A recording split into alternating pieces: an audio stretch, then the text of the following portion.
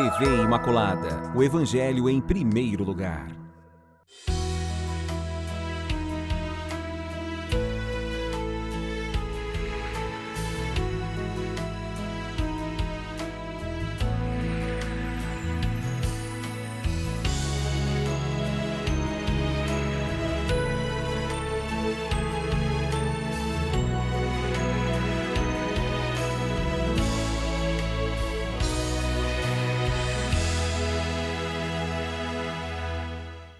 Olá, queridos amigos, iniciando o nosso programa Página da Bíblia, um programa pensado unicamente em você, feito para aprimorar, fazer você se apaixonar e conhecer cada vez mais as páginas sagradas da Bíblia.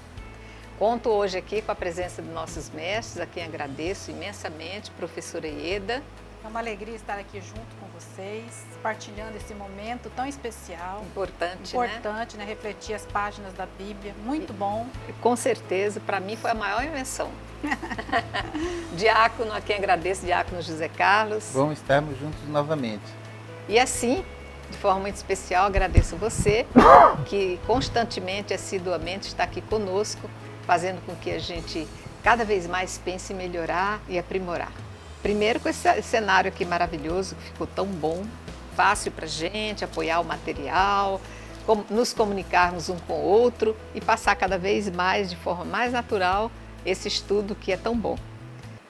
Muito bem, vamos fazer a leitura então do capítulo 30, a começar do versículo 1 ao 6. Moisés falou aos israelitas de acordo com tudo que Yahvé lhe ordenara. Falou então Moisés aos chefes de tribo dos israelitas. Disse, eis aqui o que Yahvé ordenou. Se um homem fizer um voto a Yahvé ou se obrigar por juramento a uma promessa formal, não violará a sua palavra. Tudo aquilo que sair da sua boca executará. Se uma mulher fizer um voto a Yahvé ou se obrigar a uma promessa formal, ainda que jovem morando na casa de seu pai, e se por este, conhecendo seu voto ou a promessa que fez, nada lhe disser, o seu voto, qualquer que seja, será válido. Porém, se o seu pai, no dia em que tomou conhecimento, fez oposição à promessa, nenhum dos votos e das promessas que ela fez serão válidos. Yahvé não a tratará com rigor, porque o seu pai fez oposição. Ieda, antes da gente entrar nessa questão específica dos votos, eu queria assim, um pequeno preâmbulo para que quem está assistindo o programa pela primeira vez ou quem perdeu o programa anterior possa se situar um pouquinho. Você ajuda a gente nisso? Nós estamos então estudando, hoje nesse programa nós vamos fazer uma reflexão, leitura e reflexão do capítulo 30. O livro de Números, ele vai do capítulo 1 até o 36. Nós estamos já na reta final do livro, bem próximo. E ele vai falar, o livro de Números, ele vai narrar a história, a saída do povo do Monte Sinai, da Montanha Santa, até próximo à entrada da Terra Prometida. Uhum. Nesse capítulo nosso aqui, que nós vamos estudar, onde que o povo se encontra? Não está mais... Já fez todo o percurso dos 40 anos na caminhada do deserto. Tá. O povo agora de Israel se encontra, ele se encontra às margens do Rio Jordão, na estepe de Moabe, próximo a Jericó. Chegando em Canaã, já na terra prometida por Deus, a terra que jorra leite e mel. A um passo de conquistar a terra. Nós já vimos muitas lutas, muitas dificuldades, o povo, essa caminhada pelo deserto, Deus age de forma pedagógica com esse povo, e o povo tem que aprender a confiar no amor de Deus, na presença dele, na providência de Yahvé. Então, por quê? Porque eles estão construindo eles estão aderindo a um projeto de vida e de liberdade. Uhum. Yahvé é o Deus libertador, é o Deus que vê, que conhece a dificuldade do povo, desce, lá no capítulo 3, nós temos essa passagem muito bonita que fala que ele conhece, que ele viu, que ele ouviu o clamor do povo de Israel que vivia como escravo. E agora Deus ele vem, ele desce, convida Moisés a ser um grande líder e com a graça, com a mão poderosa de Deus e o braço forte de Javé, Moisés consegue, junto com Arão e todos os levitas e o povo de Israel, então, junto com Deus, com a Javé, a libertar esse povo do Egito. E já estamos próximo aqui de alcançar essa promessa da terra prometida. Então aqui, e durante essa caminhada, Deus vai orientando o povo, vai dando as suas leis. Nós já recebemos aqui os 10 mandamentos lá no Êxodo. Né? Mas esses mandamentos, eles são a aliança que esse povo faz com Deus. Deus, ele liberta o povo da escravidão porque quer vida e vida de plenitude para todos. Não quer um povo de escravo. Ele quer um povo de homens livres, que tenham vida em abundância. Porém, Javé, ele vai dando as suas leis, as suas normas, e o povo, a condição é de que, quando a gente faz uma aliança, a aliança é feita por duas partes. O povo, para aderir a esse projeto, ele tem que ser fiel à aliança de Javé, aos mandamentos, à lei que Moisés recebe. Né? Moisés é um líder assim que tem grande intimidade com Javé. É um homem, a Bíblia vai falar que ele é um homem extremamente humilde, que tem uma relação de intimidade com Deus, que chega a falar como um amigo, fala com um amigo, assim como eu estou falando com você. Né? Moisés, ele tem essa espiritualidade forte e com esse contato com Yahvé é que dá força e Deus vai mostrando o caminho para o povo cada vez mais, né, conseguir ser aquilo que Yahvé quer.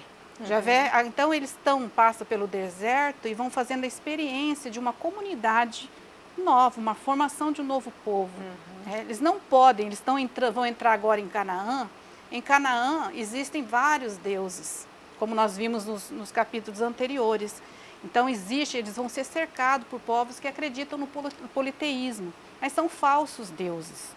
Esses falsos deuses, eles levam o quê? Levam a idolatria. Pode levar o perigo deles retornarem a um sistema de escravidão. Então, por isso é necessária essa aliança com Yahvé. É necessário se cumprir os mandamentos de Deus. E aqui nesse capítulo 30, nós temos um estatuto em que Yahvé, ele prescreve para Moisés essa lei, que é a lei dos votos, como diz aqui o título, lei sobre os votos e promessas. Aqui a gente vê votos, quer dizer, são as oferendas, é o dízimo, é aquilo que você pode ofertar como dom a Deus, né? Nós muitas vezes,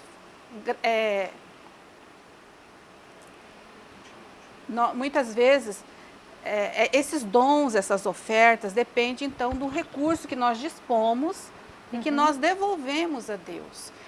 E esse capítulo, ele vai falar dessas promessas, principalmente com relação a votos e promessas feitas pelas mulheres. Ele vai citar aqui o homem, só para a gente ver o contraste que existe entre o voto feito pelo homem e o voto feito pelas mulheres.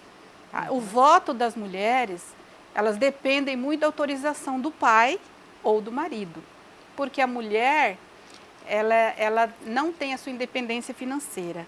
Quem recebe a herança, quem tem o dinheiro, é o homem. Sempre é o filho homem, como nós vimos no programa passado, a questão das filhas, agora não me lembro direito, mas elas reivindicam a herança do pai.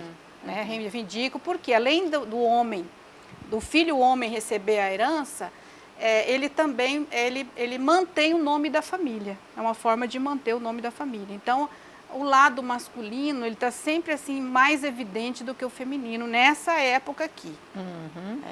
Agora, se a gente trazer para a nossa época, essa luta parece que continua, para a mulher ter essa independência financeira, né? Não foi fácil, né? Chegar ao que se entende hoje por diferença, que mulher deve ter os mesmos direitos do homem. Então, e essa norma aqui, das leis dos votos e promessas, Moisés, ele vai reunir os representantes das tribos, as 12 tribos de Israel, e vai vai ser dada para eles. Então, eles são os representantes das tribos e eles vão ter que cumprir essa lei, a lei desses votos e promessas. Então, o voto do homem, aqui no versículo 3, o voto do homem, não será violada a sua palavra. Se ele fizer o voto, né, tudo aquilo que sair da boca dele será executado. Ele não depende do pai, né, ele não depende da esposa para que a oferta dele seja aceita. E aí depois você leu até o 7, né? Isso, até o 6. Até o 6. Aí nós vemos um caso da mulher solteira. Uma jovem que mora ainda na casa do pai. E aí ela precisa da autorização do pai para poder cumprir esse voto. Uhum. Porque se o pai permitir, o voto é válido. Se o pai não permitir, então o voto é cancelado. Ok, eu vejo aqui, diácono, uma certa crueldade, vamos dizer assim. Hoje a gente olharia para isso com uma certa crueldade, né? Porque tudo aquilo que o homem disser será reconhecido como válido na sua promessa. Mas aquilo que a mulher disser, se o pai não concordar ou se o marido não concordar, não vai valer nada. Ou seja, a palavra da mulher realmente não tinha nenhum peso, assim como a mulher na sociedade era um peso morto. Bom, mas aqui a gente não pode... exagerar, como eu estou exagerando. Do alto do século XXI, a gente querer julgar os costumes e as leis de quase 30... Quantos séculos? 3 séculos, atrás. 3 mil anos. 3 mil anos Não, atrás. 3 Nós não séculos. podemos cometer aquele erro chamado anacronismo. Então, se a gente julga os critérios de hoje, a gente está cometendo aí o chamado anacronismo. Outra coisa assim, importante, né, que a gente tem que frisar, os votos e as promessas nós os fazemos ainda hoje. Então, os votos são compromissos muito importantes que nós assumimos diretamente com Deus. Importantíssimo. Certa vez eu atendi uma senhora que ela tinha se formado numa determinada profissão e na época que ela se formou, ela tinha uma condição financeira muito boa. Então ela tinha feito um voto de que ela não cobraria seus honorários, sobretudo dos pobres. Mas houve reveses da vida, houve um revés e a condição já não ficou tão boa assim. E ela precisava cobrar. Aí ela perguntou, eu falei, e agora, né? O que eu faço? Eu fiz um voto a Deus, mas estou precisando. Então, considerando, né, os nossos tempos e o poder das chaves que Deus deu para os sacerdotes, né? Então eu falei para ela, é um compromisso que você fez com Deus. Então você deve procurar um sacerdote e pedir que o sacerdote, né, o padre significa pai. Isso. Né? Ele pai dela. Ele dispense você, em nome de Deus, pela faculdade dada pela igreja, que ele a dispense desse voto. Não é? Porque não é nada mais justo que você receber pelo seu serviço. Aí dito e feito, né? Ela fez isso. Então, voltando agora lá no tempo de Moisés, essa lei, ela se torna até um certo avanço, podemos dizer assim. Porque, de fato, a mulher ela não tinha representatividade nenhuma. Mas, como diz o comentarista Alonso Schockel, ele diz que essa lei, esse voto, ela tende para que a mulher ela possa fazer o seu voto. A tendência, né, tensiona para que a mulher possa fazer o seu voto. Por quê? Senão ela não faria de jeito nenhum. O marido ia falar, não, você não pode fazer voto nenhum, quem manda aqui sou eu sou a cabeça da família, eu sou o chefe da família, e você não vai fazer. Então, essa lei, ela é, de certa maneira, favorável, sim, à mulher e um avanço para aquela época, porque a mulher poderia. E outra, o silêncio entraria, Deus coloca como que quem cala consente. Marido, amor, bem, eu estou votando essa caneca aqui para o Senhor. Se o marido não disser nada, entende-se que houve consentimento. Que houve consentimento dele. Quem claro, cala consente. Ele teria que saber. E assim, também nada mais natural que dentro da relação do casal haja uma comunicação, né? Como os tempos eram outros, a mulher não tinha muito peso nessa relação, então assim, eu considero que é um avanço. E tem as exceções também, né? Não podemos esquecer das exceções, porque as viúvas, elas tinham autonomia, né? E as repudiadas, aquelas que passaram pelo divórcio, as que receberam carta de divórcio, elas também tinham autonomia. Então, essa lei, ela também tem assim, um cunho financeiro, né? Por quê? Vai que a mulher ela resolve votar a propriedade toda deles, né? A terra, os bois, as ovelhas, e sem o consentimento. Então, isso aí não seria muito legal, né? Então, Deus, nós devemos levar assim, em consideração a progressividade da revelação, né? Então, Deus, ele se revela, a Ieda até falou também, né? De forma pedagógica. E aqui, então, Deus vai revelando, né? Ainda não é uma relação igualitária, não, é uma relação hierárquica, mas a mulher ela tem o direito, sim, de fazer seu voto, desde que haja o consentimento do marido. Então, é interessante o caso que você contou dessa pessoa, porque muitas vezes a gente se encontra numa situação e faz uma promessa, né? E aí a pessoa traz muita consciência que de repente tem um problema igual esse caso que o diácono contou, e não consegue cumprir a promessa e carrega aquele peso, aquela culpa.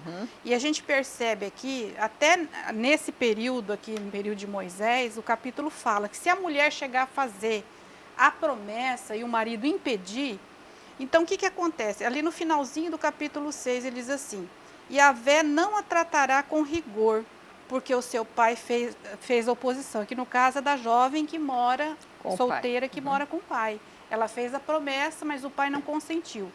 Então, Yahvé não vai tratar ela com rigor, né? Quer dizer o quê? Que o Senhor dispensa, porque o seu pai desaprovou, o seu marido desaprovou. Então, a orientação certa aqui, como o diácono falou, é só para a gente reforçar, se você fez uma promessa, a ponto de você não poder cumprir, e isso te atormenta, te perturba, porque assim, aqui a Bíblia também, lá no Deuteronômio 23, 22, 24, fala que a promessa que não é cumprida acarreta em pecado. Então, se você prometeu, você tem que cumprir. Porém, se você não tem condições de cumprir, recorre ao sacerdote. Tá. Ele pode dispensar. Olha aqui que fala sobre quando você faz uma promessa e não cumpre. Deuteronômio 23, 22 e 24. Quando ofereceres um voto a Yahvé, teu Deus, não tardes em cumpri-lo, pois Yahvé, teu Deus, certamente irá reclamá-lo de ti e haverá um pecado. Então, por quê? Nós não devemos ser pessoas de sim e não. Nossa palavra tem que ser sim ou não. Não é verdade? A gente não pode ficar uma hora faz uma coisa, outra hora faz outra. Isso é tolice da parte da gente. Por isso que acarreta o pecado. Nós temos que ter firme propósito, firme decisão. Senão é melhor não fazer a promessa. Senão é melhor. Mas se você fez e está com dificuldade de cumprir, tem como você resolver. Somente o sacerdote, aí no caso, atualmente pode liberar para que essa promessa seja feita de uma outra forma, de um outro tempo, ou seja até anulada, e o Senhor não venha tratar com rigor a pessoa que fez a promessa. Essa passagem, trazendo assim para os dias de hoje, nos faz recordar sobre aquelas pessoas que fazem promessa para os outros cumprir, né? Tem gente que faz promessa, uma motivação muito boa. Se meu filho ele for curado dessa doença, ele vai ser padre, vamos supor assim, tem mãe que faz, né? Se o senhor curar meu filho dessa doença, ele vai ser padre. Mas é uma promessa que ela está fazendo para o menino cumprir. Né? E não está levando em questão a vocação, por exemplo. Né? Será que esse meu filho ele tem vocação? Ele vai ser chamado pelo Senhor? Então, assim, o marido ele tinha que saber, tinha que dar o consentimento. Porque, de repente, ela faz uma promessa, um voto, mas que é ele que vai ter que cumprir. Então, é complicado, fica né? Um negócio você faz meio uma promessa complicado. que o filho tem que cumprir. Aí você colocando essa situação, me lembrei também de muitas promessas que eu já vi, ouvi pessoas fazendo, não vai cortar o cabelo do menino. Aí o menino cresce, fica adolescente, vai para a escola, começa a ser ridicularizado por outras pessoas.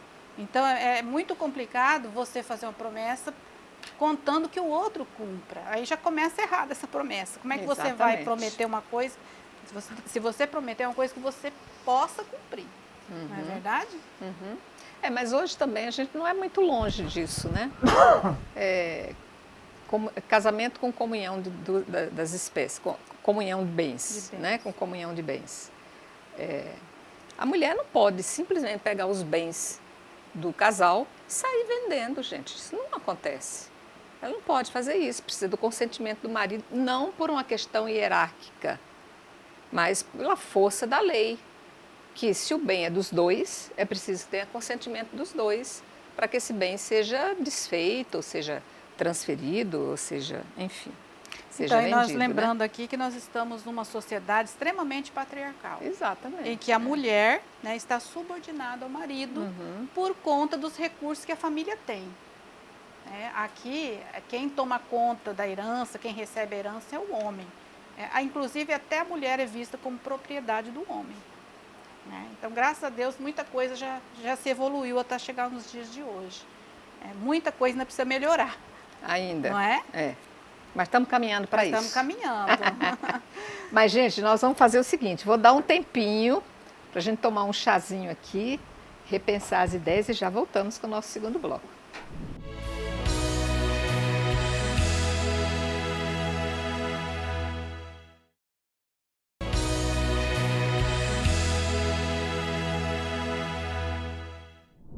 Ok, nós voltamos. Vamos agora seguir o nosso capítulo, que ele é pequenininho, esse capítulo 30.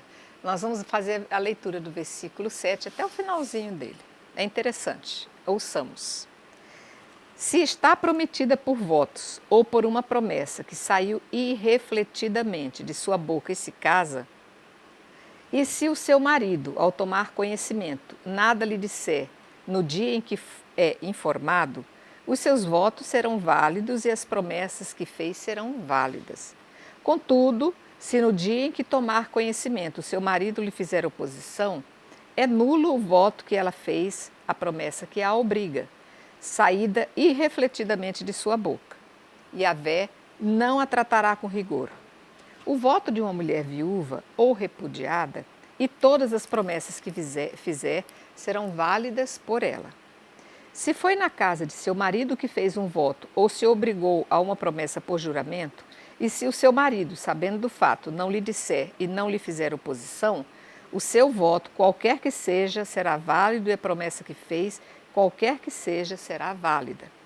Porém, se o seu marido, sabendo dos votos, os anula no dia em que é informado a respeito deles, nada é válido de tudo quanto saiu da sua boca, votos ou promessas. Visto que o seu marido os tornou nulos, Yahvé não a tratará com rigor. Todo voto e todo juramento que obriga a mulher pode ser confirmado ou anulado por seu marido. Contudo, se o seu marido nada lhe disser até o dia seguinte, torna válido o seu voto. Qualquer seja a sua promessa, qualquer seja, ou a sua promessa, qualquer que seja. Ele os torna válidos no dia em que é informado e nada lhe diz a respeito deles. Mas se ele, informado, os anular mais tarde, levará o peso da falta que era da responsabilidade da sua mulher. Esses são os estatutos que Yahvé prescreveu a Moisés, naquilo que se refere à relação entre um homem e sua mulher, e um pai e sua filha que ainda jovem mora na casa de seu pai. Muito bem. Aqui não tem muita diferença daquilo que a gente estava conversando, né? A respeito temos dois casos aqui, da mulher casada, Isso. da viúva ou repudiada, ou Isso. divorciada, que essa palavra repudiada é meia forte, mas Bem ela forte. quer dizer que ela está divorciada. Então, a mulher casada aqui também, ela depende do consentimento do marido. Se o marido nada disser, quer dizer, quem cala consente, o voto é válido. Mas se houver impedimento por parte do marido, o voto ele é desfeito, ela é dispensada do voto. A questão da mulher viúva e da repudiada são válidos. Parece aqui que a viúva e a repudiada têm uma certa autonomia. Não tem mais o marido, não está mais na casa do pai, então o que ela fizer de voto será válido. né? Afinal, ela não desapareceu, ela continua. Ela continua, Existir. deve ter algum recurso para poder fazer a oferta. Né? E aqui ele repete várias vezes, se o marido ficar calado, né? Quer dizer que consente, o voto é válido. Né? E tudo que sai da boca do marido, tudo aquilo que o homem fala, se torna válido. Né? Quer dizer, tudo que sai da boca, quer dizer que a fala dele já é algo assim importante. Falou, a palavra dele, né? A palavra dele é confirmada. É uma confirmação de que o voto vai ser cumprido. E aqui ele vai continuar falando dessa questão. E ele vai encerrar o capítulo aqui, reafirmando tudo aquilo que é o capítulo 30. Né? Que aqui essas leis, né, foram dadas por Yahvé para Moisés. Né?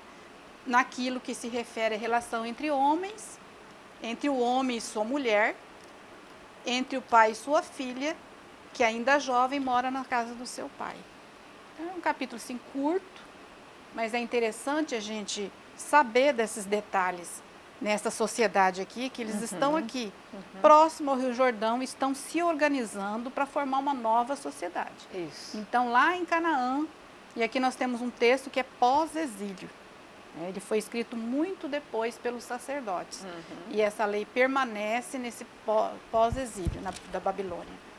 E aí, então, nós podemos passar para esse outro capítulo, no capítulo 31, não sei se o diácono quer comentar E alguma aí, coisa, diácono? né? Bom, eu gostaria de comentar, assim, que a gente não pode esquecer, na verdade, reafirmar que já dissemos, né, a questão da revelação gradativa, pedagógica de Deus.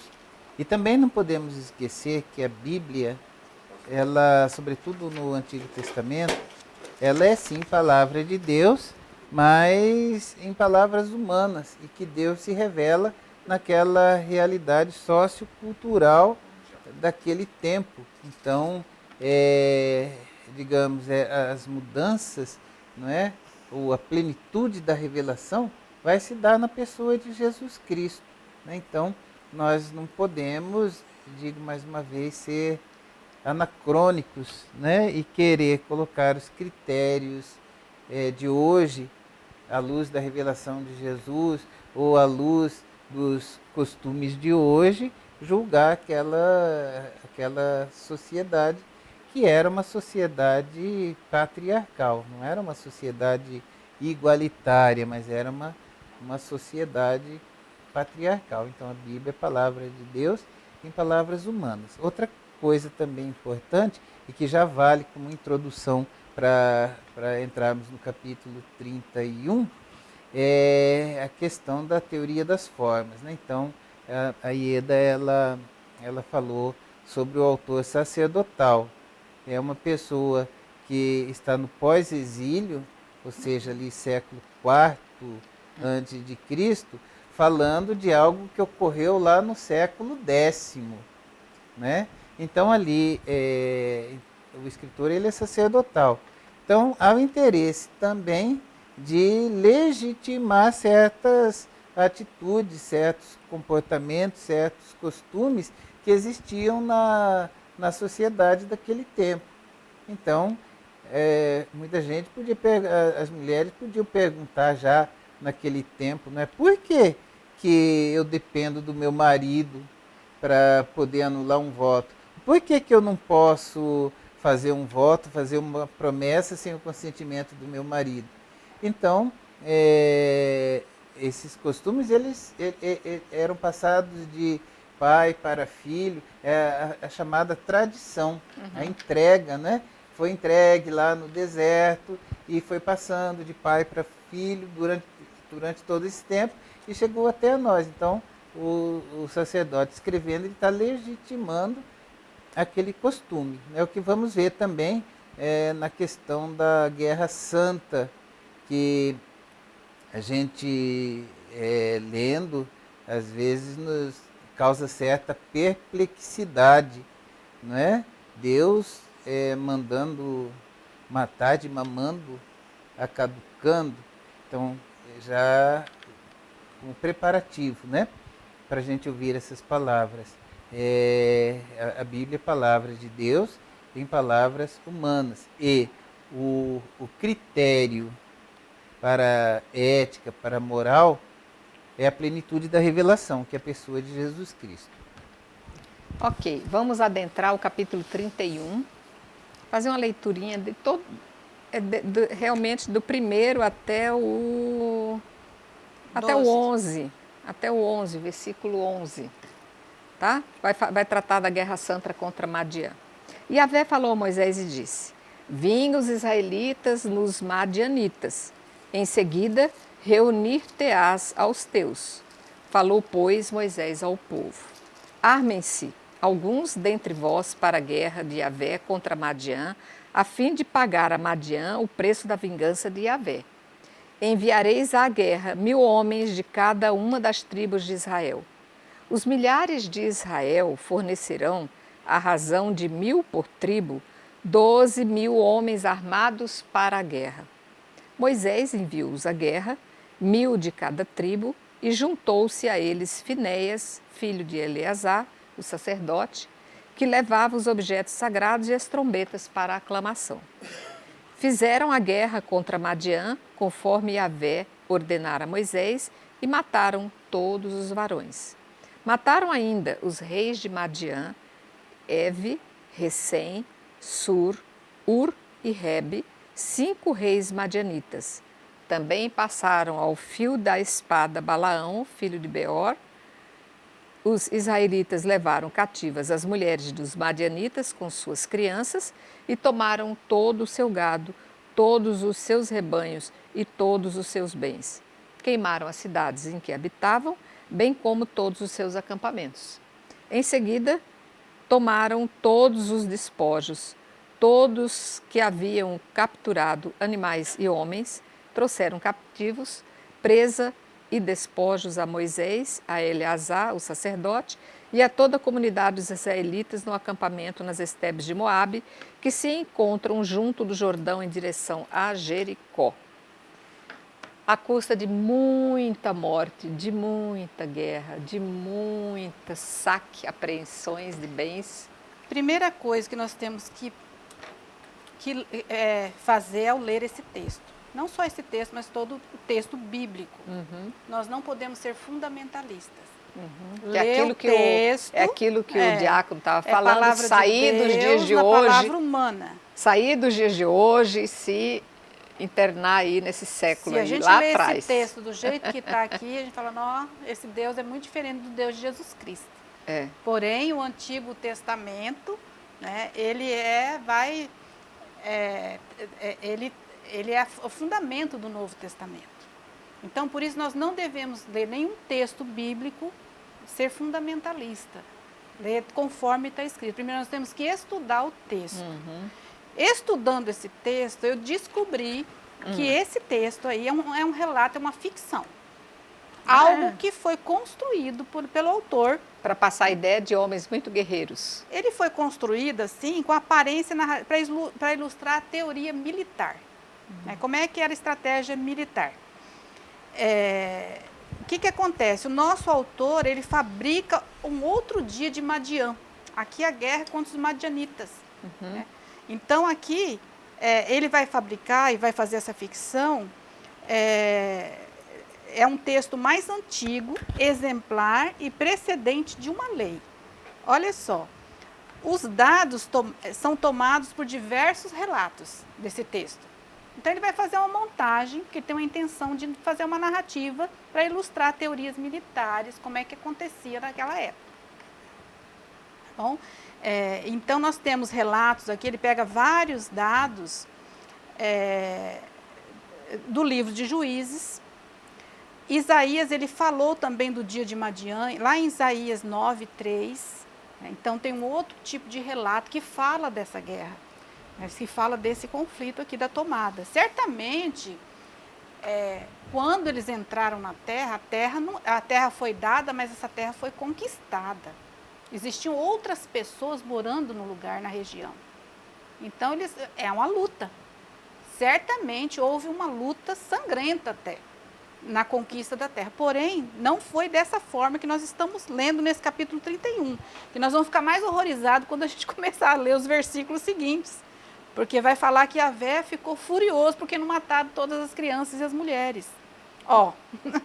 Então, Yahvé é o nosso Deus, é o Deus da morte ou Deus da vida? A gente vai começar a questionar.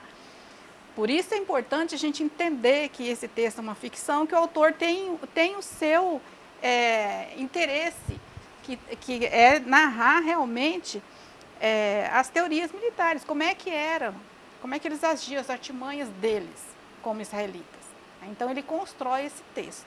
E também tem a intenção de legitimar ao seu tempo essas atitudes.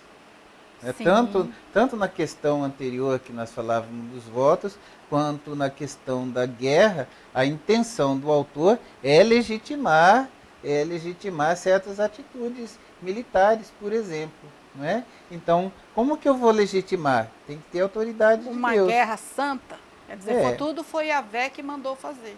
Então, nós não podemos, como disse Ieda, ser fundamentalista. O que é ser fundamentalista? É ler a palavra de Deus ao pé da letra, não obedecendo ao contexto e não obedecendo ao conjunto todo da revelação. Né? Isso aqui é algo assim muito claro, porque por isso que na plenitude da revelação, Jesus ele vai dizer: ouviste que foi dito aos antigos, amarás o teu próximo, odiarás teus inimigos.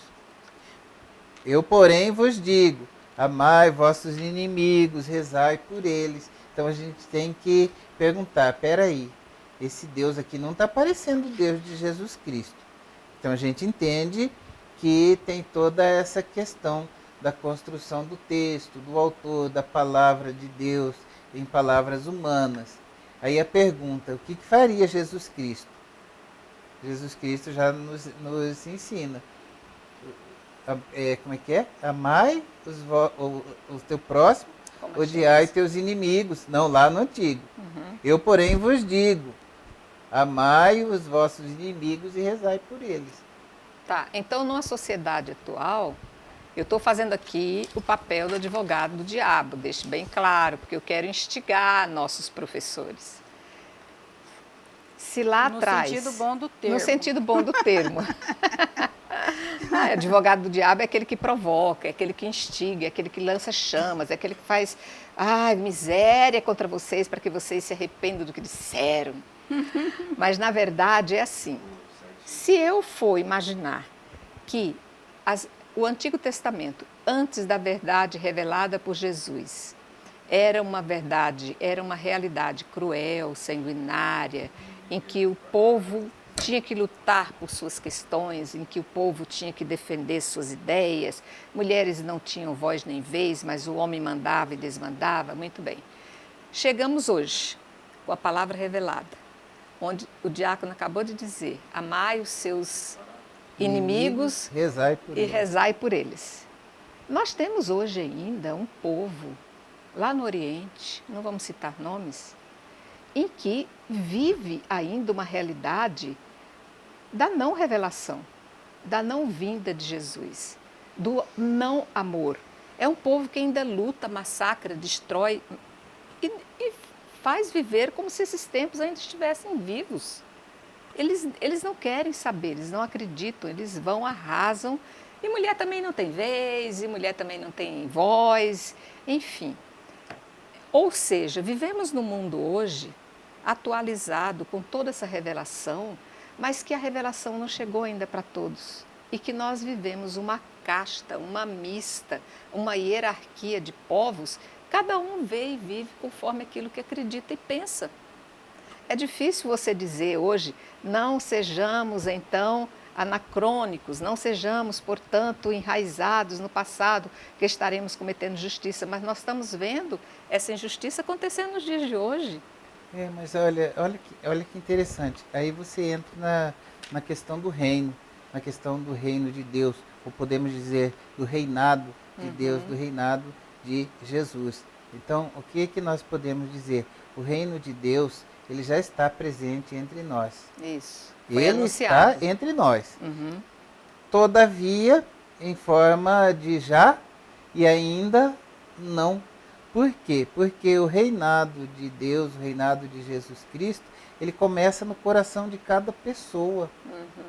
No seu coração pode ter chegado, no da Ieda pode ter chegado, não plenamente, porque ainda nós temos assim os nossos pecados. E ainda existem muitas pessoas ao qual não se abriram de forma nenhuma ao reino de Deus, né? Não só no Oriente, mas aqui no Brasil também. Mesmo. Tá, vamos falar aqui de Brasil, né? Por exemplo, o político corrupto. O político corrupto, ele não abriu o coração ao reinado de Deus. Por que a gente tem nos postos de saúde filas de pessoas para serem internadas e não tem vagas hospitalares, ou eles alegam que não tem vagas hospitalares? Porque falta dinheiro. Quando a gente sabe de políticos que tinham 51 milhões de dinheiro em espécie, no apartamento quase não cabia tanto dinheiro. Sem contar os bilhões, porque aí já entra de mensalões, petrolões, entra aí questão de bilhões, não é pouca coisa, só se fala de bilhões.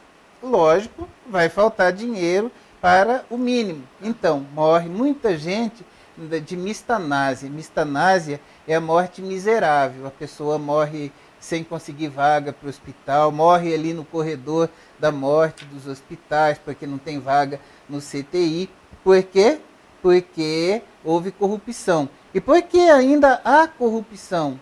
Isso, estou pegando o exemplo nosso, aqui perto, aqui no Brasil. Porque o reino de Deus ainda não chegou no coração desses cidadãos, dessas pessoas, né? E, então esse é o mistério da iniquidade, né? Lá a iniquidade se manifestava assim, dessa maneira. Hoje a iniquidade parece que se manifesta de forma mais sutil, né? Mas continua e nós se vivemos, mas não desanimem. Por quê? O reino de Deus já está entre nós, embora já e ainda não. Daí a necessidade de estarmos aqui na milícia da Imaculada, promovendo a evangelização dos E tentando povos. Entender e exercer, né? Tudo isso é um processo de conversão. Com certeza. Existe uma palavra que chama ideologia religiosa. Então, continua se matando em nome de Deus, continua se usando o nome de Deus em vão para justificar a injustiça que existe. Então, infelizmente, é muito complicada essa questão de guerra, essa questão da luta pela terra, que até hoje os judeus continuam lutando por essa terra. E as dominações, né? E é uma forma de manter tanto a sua questão política, econômica e social, se manter como um povo também. Um povo que é religioso, que usa de ideologia, assim como todos os povos defendem os seus próprios interesses. Por trás da religião, a religião é um perigo muito grande, a pessoa se tornar fundamentalista e se deixar conduzir por outros interesses. Né? Tem muitas pessoas que falam em nome de Deus, mas ele mesmo está se promovendo. Não está promovendo o amor, a justiça. E Jesus fala, vocês conhecerão o fruto pela árvore. Então, de acordo com aquilo com o tipo de religião que se oferece hoje em dia, é muito complicado. Então nós temos que fazer igual São Paulo nos diz, né? Em tudo, né? Vigiai. Em tudo vigiai e ficai com o que é bom.